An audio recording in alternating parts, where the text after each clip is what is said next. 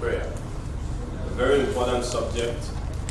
Almost everybody, whether believer or not, talks about prayer, alludes to the fact that they have prayed, or they practice some kind of prayer in their life. But for the believer, and that's what we're going to be discussing today, for the believer, what exactly does prayer mean? What is prayer? This is the first lesson, and we'll try to see what prayer is. The response you will get if you were to ask most anybody what prayer is would be, prayer is communicating with God, and that's so true, and I believe that's the reason why that definition is so popular, because it is quite correct. Prayer is communicating with God. It is being able to talk with God, and not just talk to God, but also to be able to receive a response from God. So it is a two-way communication. We are speaking to God, and God is speaking to us. This is what prayer is for the most part. However, we will find, as we are going to see as we proceed, prayer sometimes may not be covered by that definition, especially when you're talking about something like the prayer of supplication, in which you are making power available to accomplish a desired result. Prayer may not exactly be talking to God in that scenario when you are praying in the Spirit and you are generating power to ensure that something happens. But for the most part, prayer is communicating with God. It is exercising our right of access. So God has given us a privilege to be able to approach Him. He has given us the right of access unto Him. I like to always illustrate with, somebody who is in authority, say the president of the country.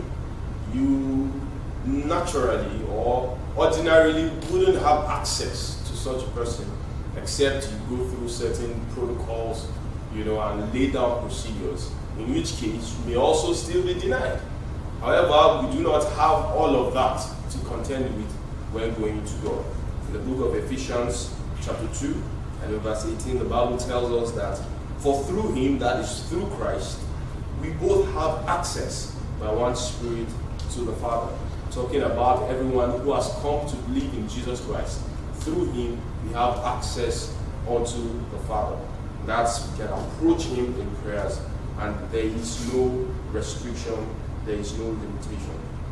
In the book of Ephesians also, in chapter 3, if we look at verse 12, it says, in whom we have boldness and access with confidence through faith in Him. So the same thing, once we have believed in Jesus Christ, we have access, and it describes our access here not just as beggarly. We are not coming into the presence of God as someone who is, just groveling and trying to persuade God to listen to us, but we come boldly. The Bible says, with confidence, we have access with boldness and with confidence. So we can approach unto God because He has given us that access by Himself.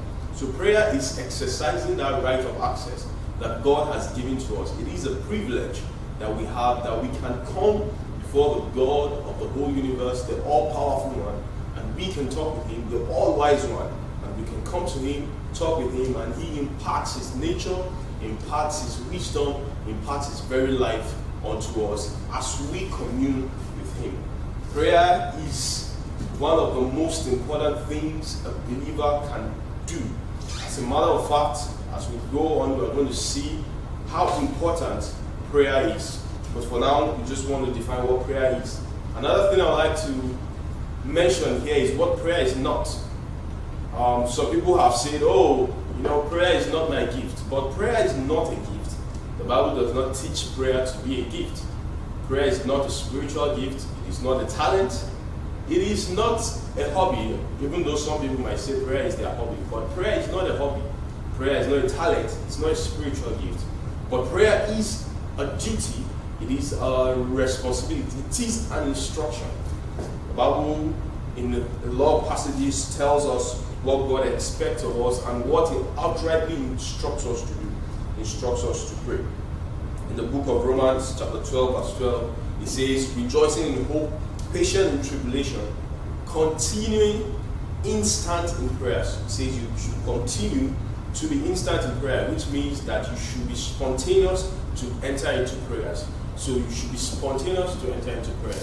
Whenever you're in a situation, you should just have it at the back of your mind that you can switch into the mode of prayer even then.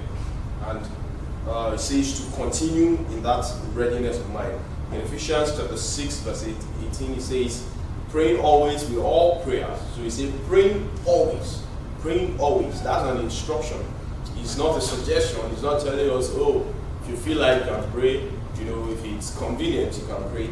But it says, praying always, an instruction, with all prayer and supplication in the Spirit, and watching thereunto with perseverance and supplication for all saints. In Philippians 4:6, it says, be careful for nothing. It says, don't be anxious.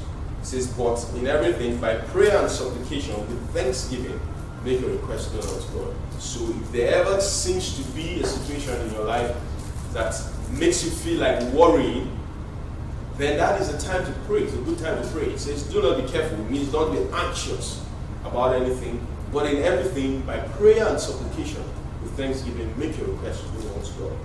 And the very popular scripture, 1 Thessalonians chapter 5, verse 17, it says, pray without ceasing.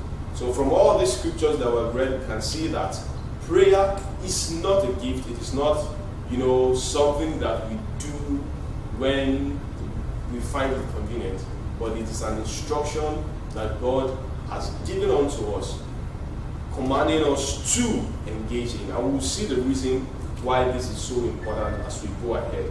Our next class is going to be the purpose of prayer, and we're going to see why prayer is such an important subject. See you in the next lesson.